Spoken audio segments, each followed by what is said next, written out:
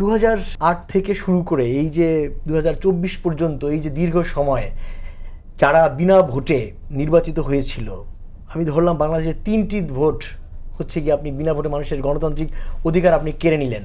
তারপর আপনি মানুষকে যে এই যে মানে নাগরিক কারা, নাগরিক হইতে পারল না দেখেই তো মানুষ গণঅভ্যুত্থানে মানুষ ভোটাধিকার কেড়ে নিলেন, গুম করলেন, খুন করলেন।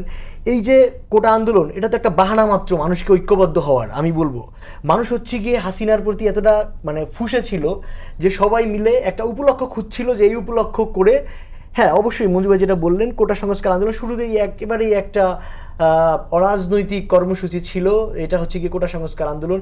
কিন্তু যখন সেই মানে নির্দলীয় অরাজনৈতিক কর্মসূচির উপরে যখন গুলি ছুড়ল, যখন হচ্ছে গিয়ে জুলাইয়ের প্রথম শহীদ হলেন আবু সাইদ 16 তারিখে রংপুরে, তো আবু সাইদের মা যখন বললেন যে হামাক বেটাক মাল্লু কেনে, এই স্লোগান সারা বাংলাদেশে ছেয়ে পড়লো। এই যে তারপরে আমরা দেখলাম যে আবু সাইদের প্রশস্ত হাত, মানে হিমালয়ের মতো আবু সাইদ দাঁড়িয়ে পড়লেন, এটা তো মানুষকে আসলে সংক্রামিত করেছে, অর্থাৎ মানুষকে নিজের জীবন উৎসর্গ করতে সংক্রামিত করেছে। তো গণঅভ্যুত্থান তো আসলে এইভাবেই হয়।